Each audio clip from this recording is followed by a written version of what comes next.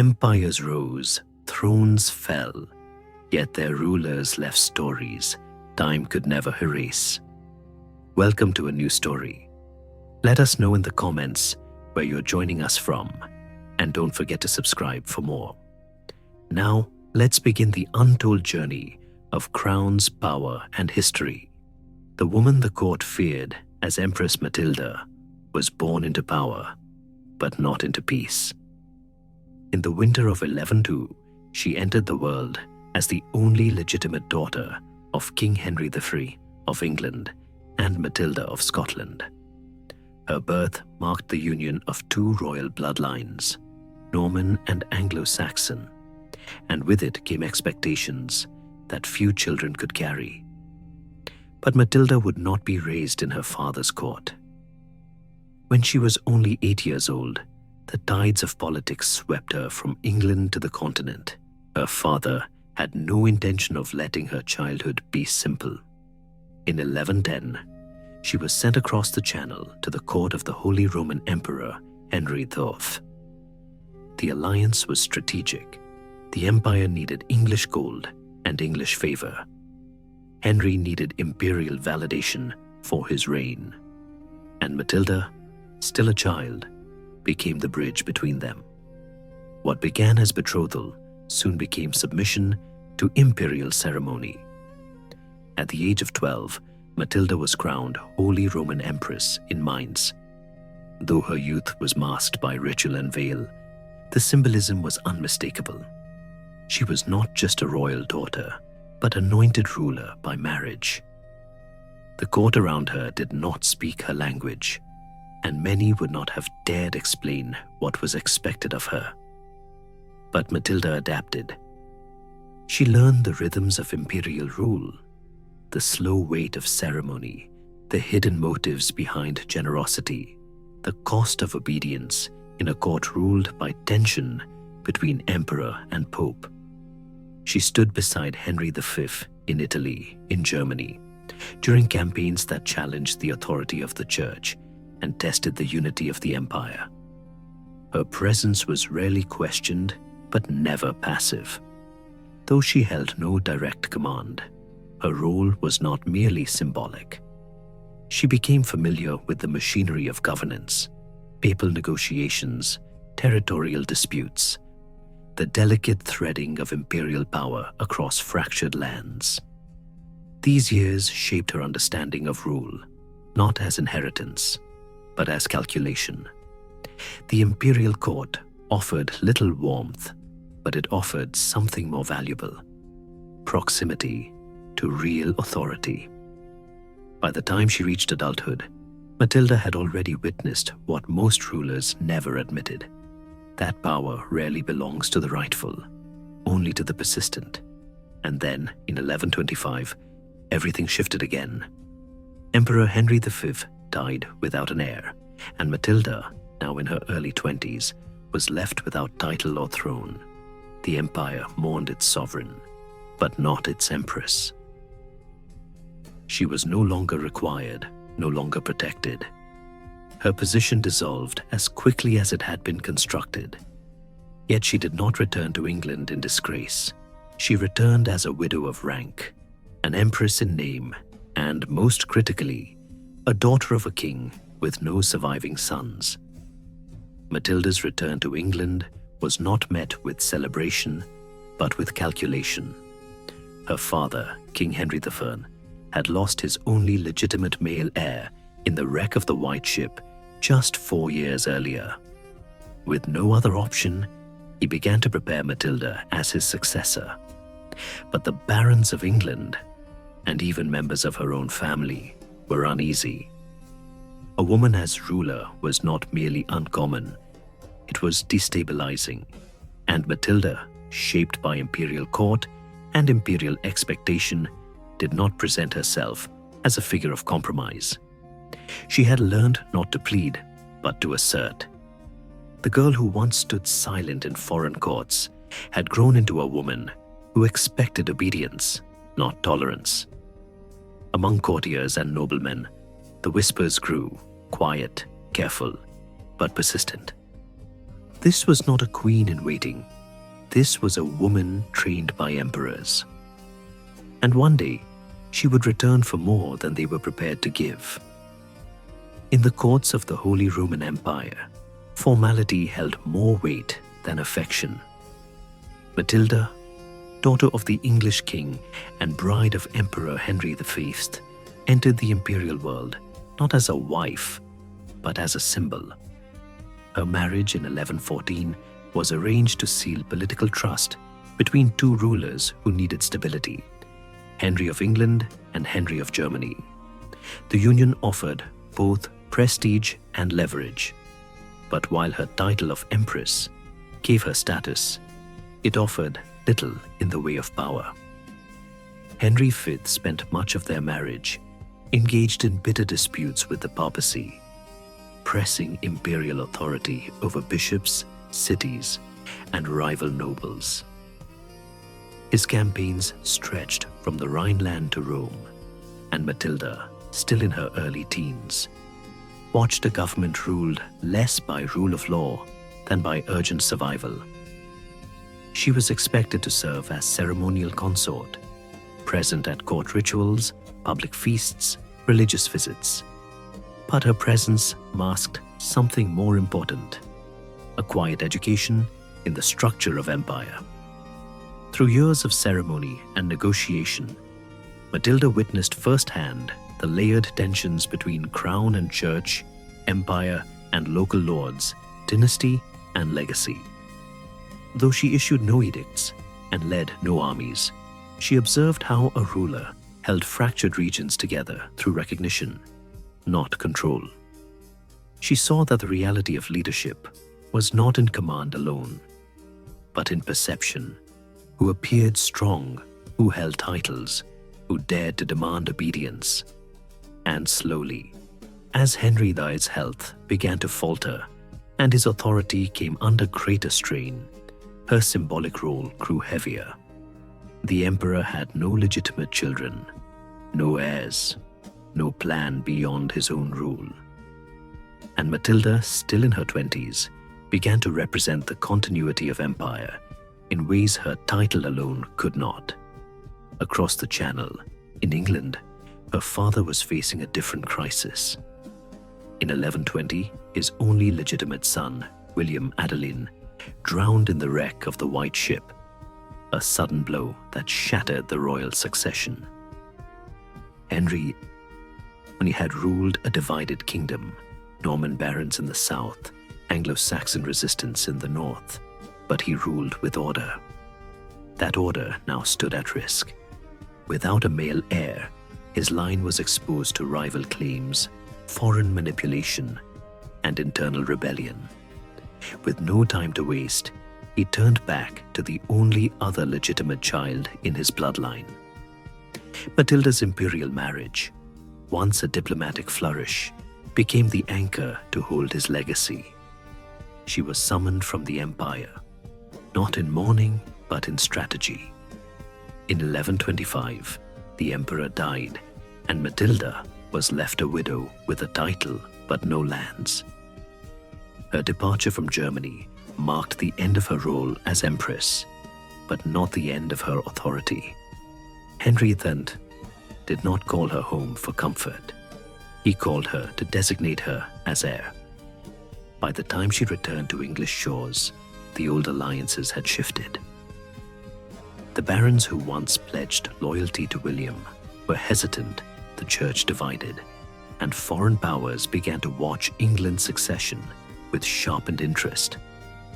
Naming a woman heir was nearly unheard of, but Henry IV was running out of options. His gambit was not rooted in idealism. It was built on lineage, law, and the need to control the future. And so, Matilda stepped from one uncertain court into another. She had worn the crown of empire and lived beneath its weight. Now her father intended to give her something more fragile. His kingdom, still whole, but already under strain. Back in England, Matilda did not return in mourning, but in purpose. The death of Emperor Henry V had stripped her of imperial office, but it had not lessened her political value. Her father, King Henry I, now in his declining years, understood the urgency of securing a successor. With no surviving sons and no appetite for division, he took a calculated step. He named Matilda his heir and summoned the great men of England to swear fealty to her claim. The oath, taken in 1126 and again in 1127, was clear in form but uneasy in spirit. England's barons bent the knee with ceremony, but behind closed doors, many harbored doubts. A woman had never ruled England in her own right. And Matilda was not merely a woman. She was a former empress, raised in foreign courts, fluent in governance, but unfamiliar to the rhythms of English nobility. She did not charm them. She did not need to. But they did not forget it. To strengthen her political position, Henry V arranged a second marriage. This time, not for diplomacy abroad, but for stability at home. Matilda was wed to Geoffrey of Anjou, a younger man from a house that bordered Normandy. The union was meant to secure the southern frontier of the king's continental lands and bind Anjou to the English throne through blood. But the match pleased few. The Angevins were seen by many Norman lords as coarse, cunning, and unreliable. Geoffrey himself, though politically ambitious, was considered unworthy by the Anglo-Norman elite. And Matilda, older, experienced, and imperial, was not inclined to defer to her new husband in name or in policy. Their early years together were marked by tension, yet the alliance served its purpose. Within 3 years, Matilda bore a son, Henry, and then another. A male heir had been produced, one with royal and imperial lineage. Still, the birth of sons did not ease the minds of those who questioned the succession. In the eyes of many barons, the oaths given to Matilda had been forced by a king who ruled with strength, not consent. Without Henry I's living will behind her, few believed she could truly hold the crown. The nobles who had sworn to her now waited, watching the king's health decline, calculating what loyalty meant in a kingdom already strained by past conflict. Matilda, for her part, made no open appeals. She remained in Normandy, governing with Geoffrey and defending their joint claim to the duchy. But her presence was never passive. Letters moved, treaties shifted, and every child she bore was another thread sewn into the fabric of dynastic legitimacy. The oath to Matilda was more than ceremony. It was a test of whether a kingdom could keep its word when challenged by tradition, pride, and ambition. For Matilda, the matter was not philosophical. Her father had named her heir, the lords had sworn. Her bloodline had been extended. The structure of succession had been built.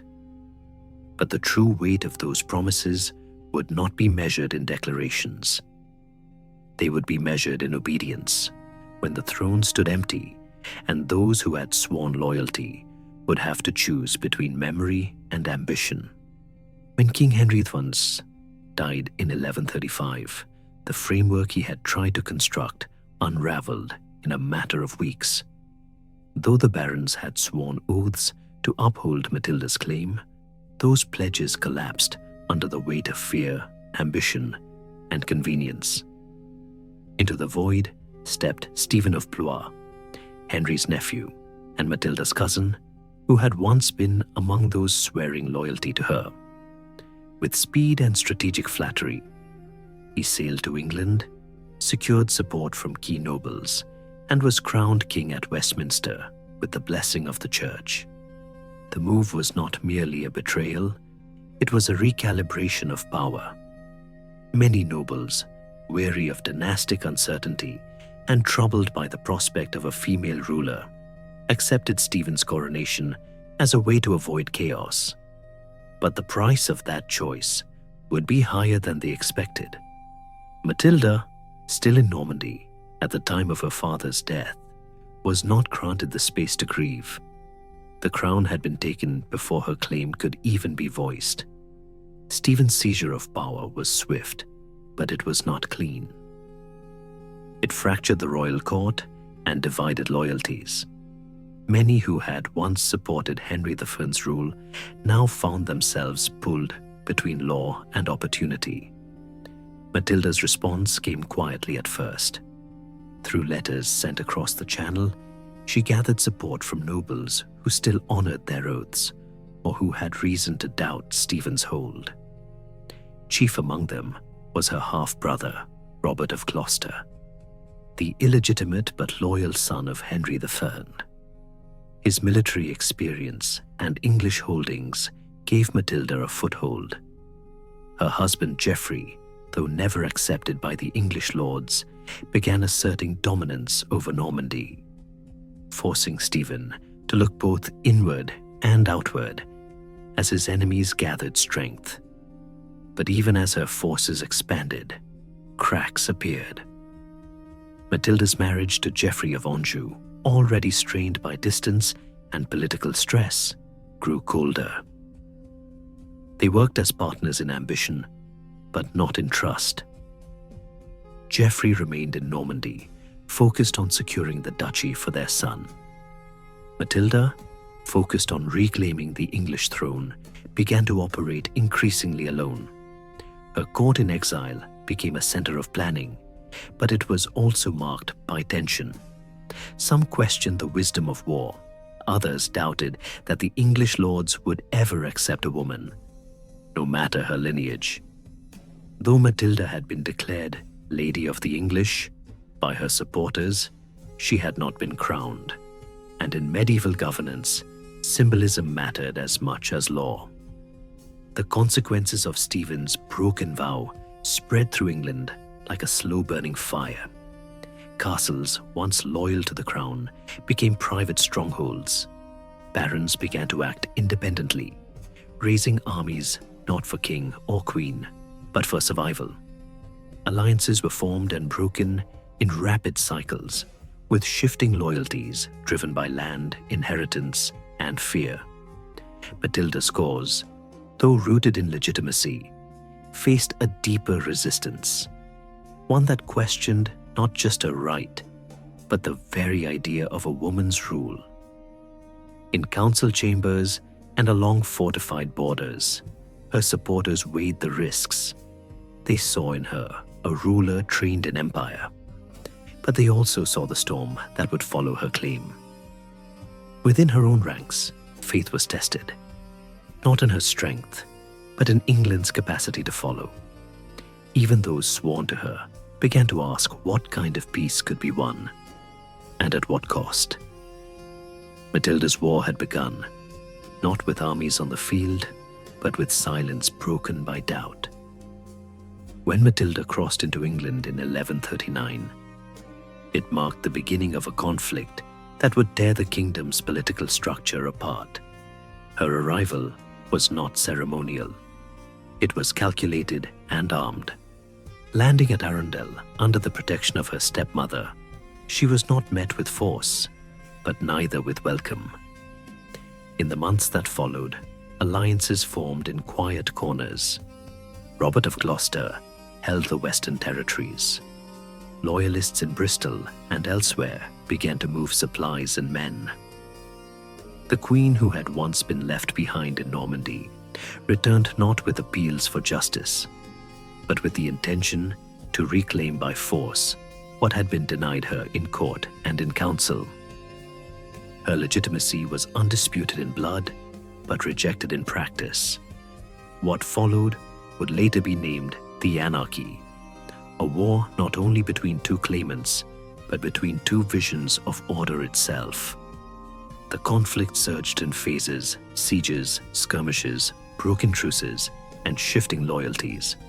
Towns that welcomed Matilda one week submitted again to Stephen the next. Allegiances were transactional.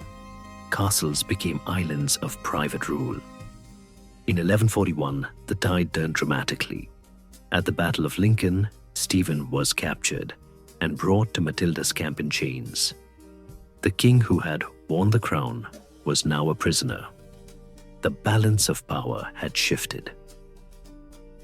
The road to Westminster seemed open. With Stephen in custody and nobles bending once more toward her claim, Matilda moved to seize the throne.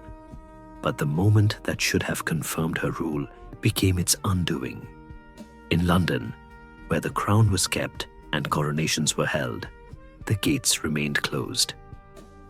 The city's leaders, wary of Matilda's sharp rule and suspicious of her foreign support, delayed, stalled, and ultimately turned against her.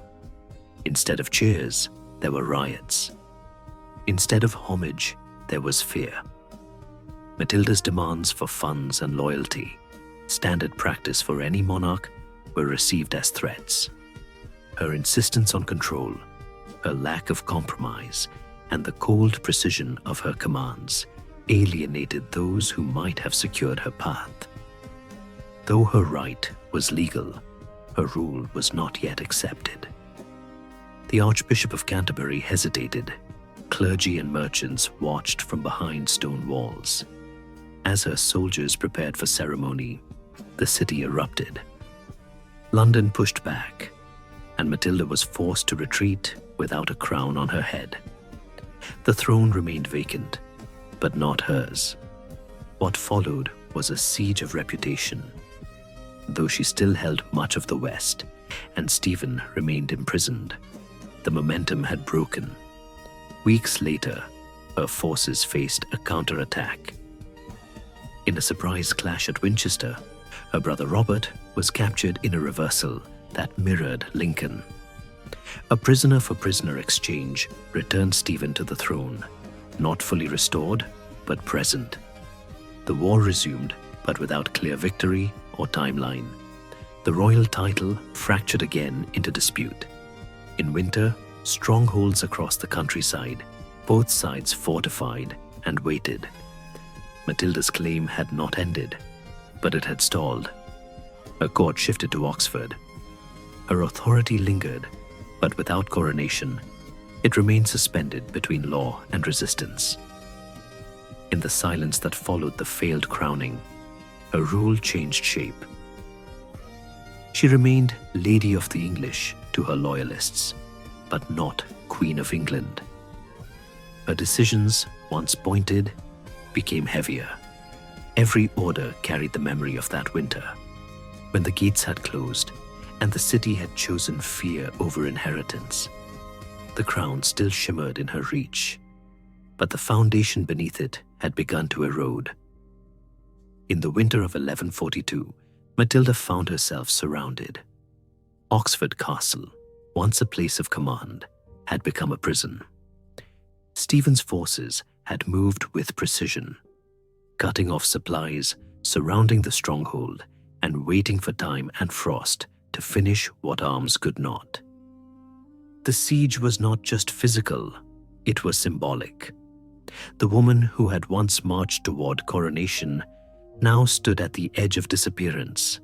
For months, she had maintained her title as Lady of the English, issuing commands, holding councils, and sustaining the fragile network of loyalty that still clung to her claim. But with each passing week, that authority frayed.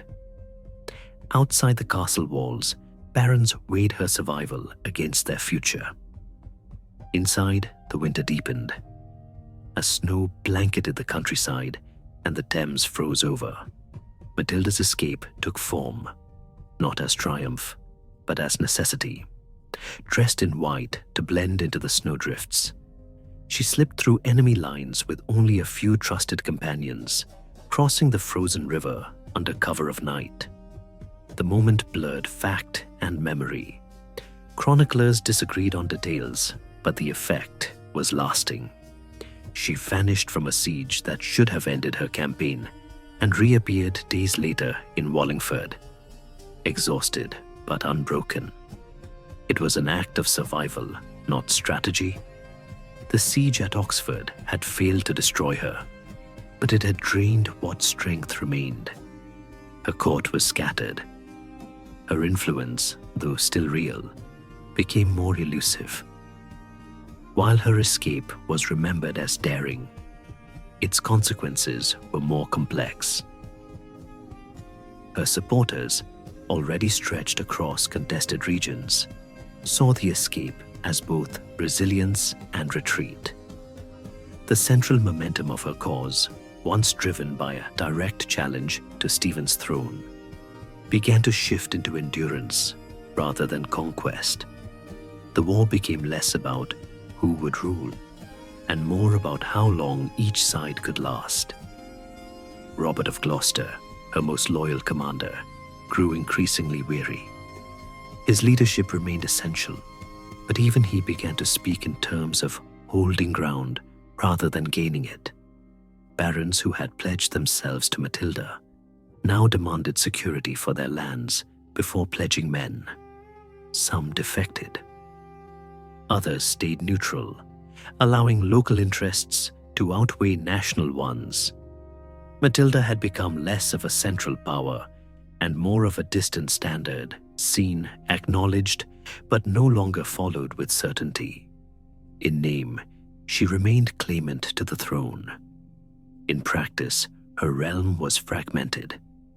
Castles aligned with her name became isolated, their supplies dwindling as winter turned to spring. Administration of justice, collection of taxes, and the rhythms of governance continued, but they bore the mark of a fractured kingdom.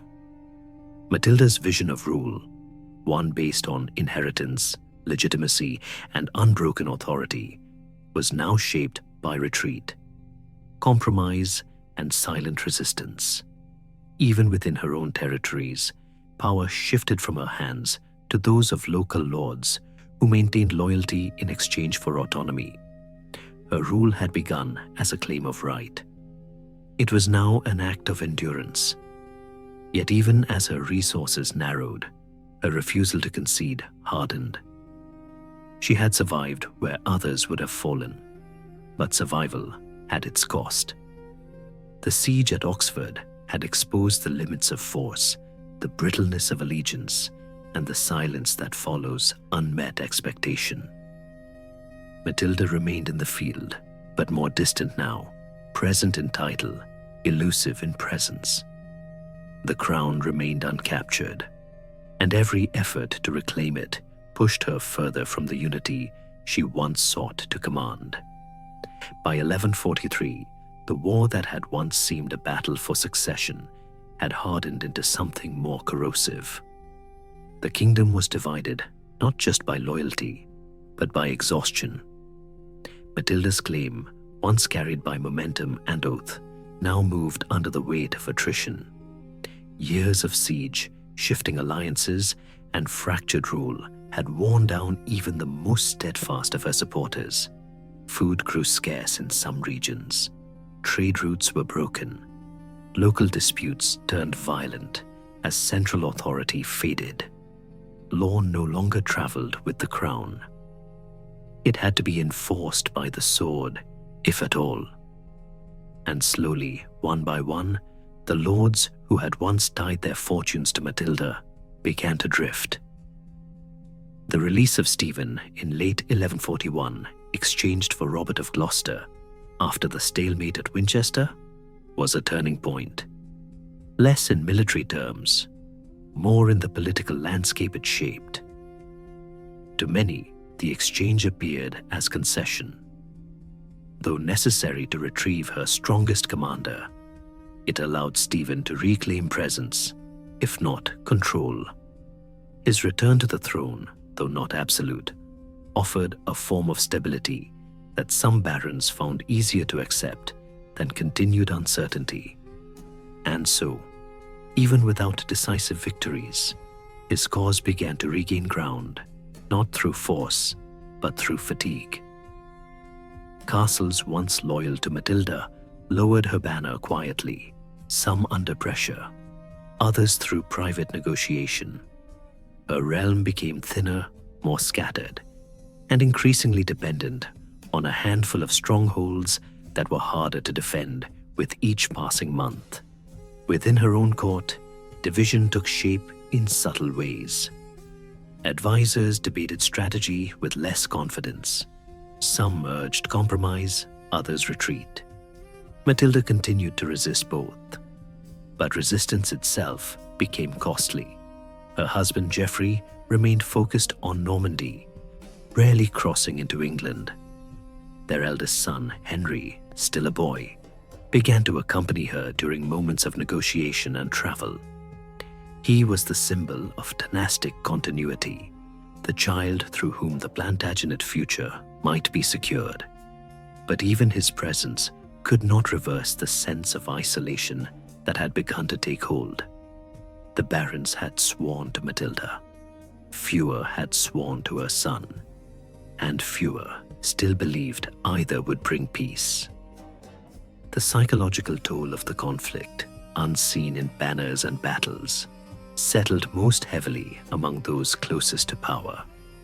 Robert of Gloucester, once the engine of her campaign, aged visibly under the pressure of command. Messages grew slower, support grew thinner. Victories were now measured in survival. And in the quiet places, behind the walls of manors, battered by wind and uncertainty, Matilda's court began to ask quieter questions, not of triumph, but of cost. Governance had become fragile. Rule was no longer about justice or reform, but maintenance. Each day of control was a delay of collapse. Yet Matilda did not surrender. Her cause remained written into documents, letters, and memory. But with each day, the shape of that cause changed. She had set out to rule in her own right, to take what had been promised by law and blood. What remained now was less defined, an identity bound to resistance, to survival, to refusal. Still, she claimed the title Lady of the English, but the kingdom beneath it grew smaller. In winter councils and summer campaigns, a question lingered unspoken. Had she inherited her father's realm, or the turmoil that once threatened to break it apart? By the mid-1140s, Matilda's influence no longer rested on castles or campaigns. Her foothold in England had weakened, and the tide of war had settled into a bitter stalemate. But even as the field narrowed, her strategy widened. She no longer cast her full weight behind her own claim to the throne. Instead, she turned towards the child she had raised not in comfort, but in calculation. Her eldest son, Henry of Anjou, had been born into conflict and taught its language not through swordplay, but through endurance. He was the product of both houses, Norman and Angevin, and though still a youth, he carried the future Matilda could no longer seize for herself. In him, the legacy of her father, the reach of her husband, and the lessons of her own failed coronation began to take shape. Matilda's preparation of Henry was deliberate. She involved him in letters to Rome, seeking papal recognition not only for his legitimacy, but for the long-term claim that would outlast the present deadlock. She negotiated his future not on the battlefield, but at court tables, through dowries, through feudal agreements, and through the careful threading of his name into every legal and diplomatic document that could lend weight to his eventual rise. Geoffrey of Anjou continued to consolidate control over Normandy, providing the resources and stability needed to support Henry's future campaigns. While Matilda remained a figure of resistance in the English West, her son was molded in the structure of continental ambition. From Anjou to Aquitaine, Henry watched how power was accumulated and preserved, not in titles alone, but in alliances, marriages, and memory. By the time he reached adolescence, Henry was already being treated as a leader in waiting. He was sent to visit the King of France, to be acknowledged as a vassal, and political figure in his own right. His mother ensured that his name was spoken not only as a nobleman's son, but as the next rightful King of England. In 1147, at the age of 14, Henry crossed the Channel with a small band of mercenaries and attempted his first military landing in England. Though the expedition failed in practical terms, it marked a turning point. Henry had stepped onto English soil not as a child of rebellion, but as the representative of dynastic continuity. He was no longer just the son of Matilda. He was the embodiment of her claim, sharpened by the lessons of her failure. Still, his bloodline alone did not guarantee support. To many English lords, Henry remained a foreign prince, linked not only to Normandy and Anjou, but to the memory of long years of conflict. Matilda's name still hung over him, admired by some, feared by others. Her determination had carved a space in history, but it had also divided the kingdom. Whether Henry could move beyond that division depended not only on his lineage, but on his ability to reframe it. Matilda had fought for her right to rule. Henry would need to convince a fractured nobility that his rule could offer peace. As Matilda withdrew from active military command and focused more on administration and diplomacy from Normandy, her role shifted into something quieter, but no less central. She became a political architect, building a foundation that could outlast her own reign. In Henry, she placed not just her hopes, but her strategy. And with every letter sealed and treaty secured, she moved him one step closer to the throne she had never won. By 1153, the war that had fractured England for over a decade no longer promised victory to either side. The battles had given way to siege, the sieges to stalemates, and the stalemates to quiet erosion of will. Villages had been burned, trade routes broken, loyalties redrawn. The struggle between Matilda and Stephen, once defined by bold claims and fierce engagements, was now marked by fatigue and resignation. Authority had been diluted across 1,000 petty fortresses. Law became local. The crown, once contested as a symbol of unity, now lay tarnished, no longer an object of pursuit, but of burden. For the barons, the question had shifted from who was right to who could end the war without dismantling what remained of the realm. Stephen, worn by years of fighting and by the deaths of his wife and son, agreed to terms that years earlier would have been unthinkable. In the Treaty of Winchester, signed in November of that year, he retained the throne for the rest of his life, but named Matilda's son, Henry of Anjou, as his successor.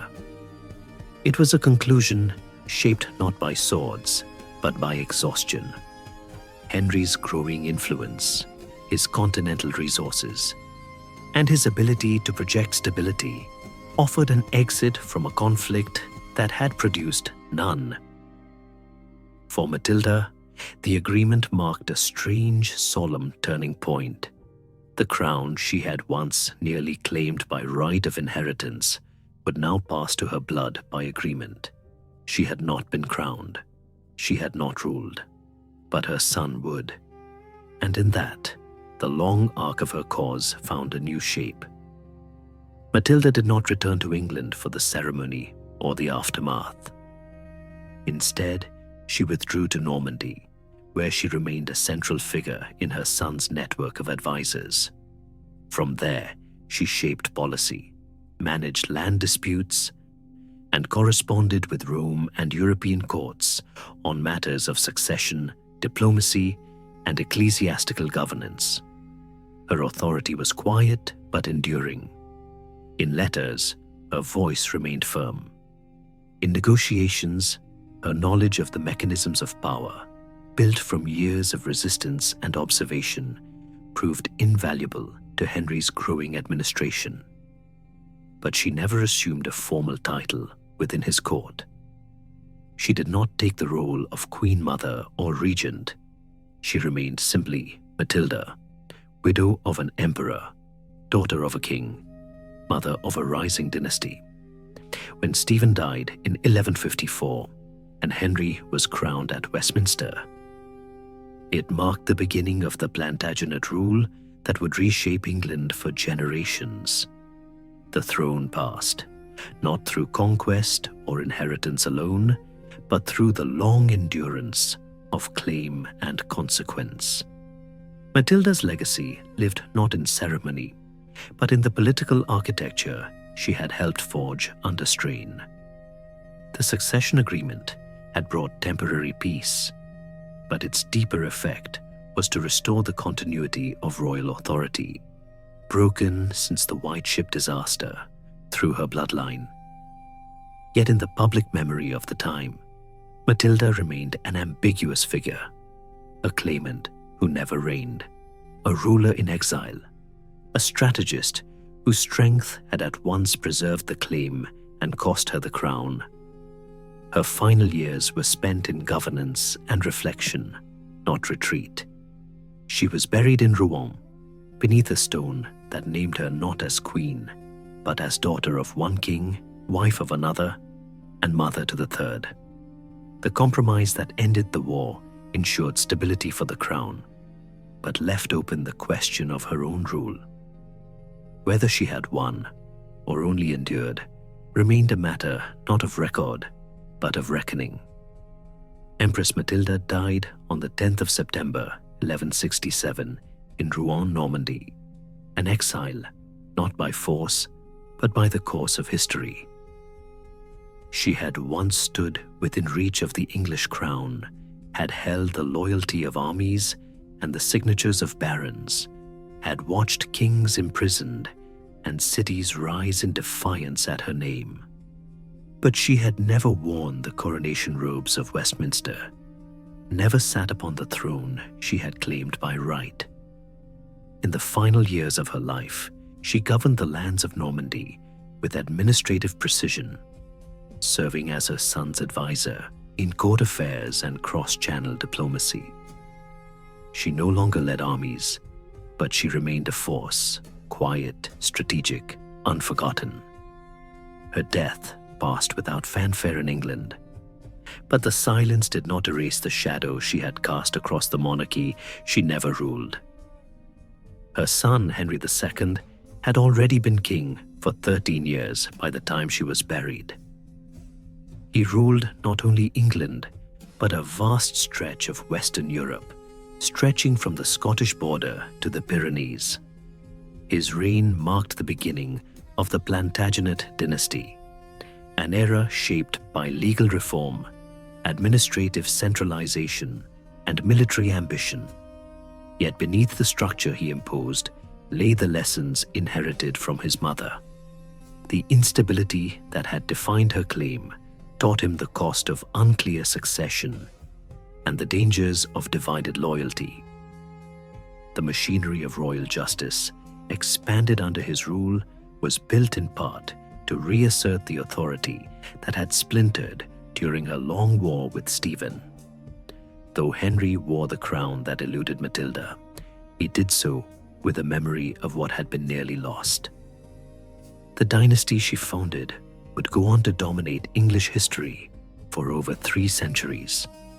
Her grandson Richard would earn the name Lionheart and become a symbol of chivalric kingship. Her great-grandson John would seal the Magna Carta under pressure from barons, forever altering the structure of royal power. Yet the foundations of that house, the Plantagenet line that reshaped monarchy, expanded law, and provoked rebellion, were built in the uncertain space left behind by Matilda's unfinished reign. Her legacy lived not only in the names that followed, but in the very shape of royal succession and the limits of sovereign authority. The wars of her lifetime changed how the crown would be claimed and how it would be held. But Matilda herself remained an uneasy figure in the national memory.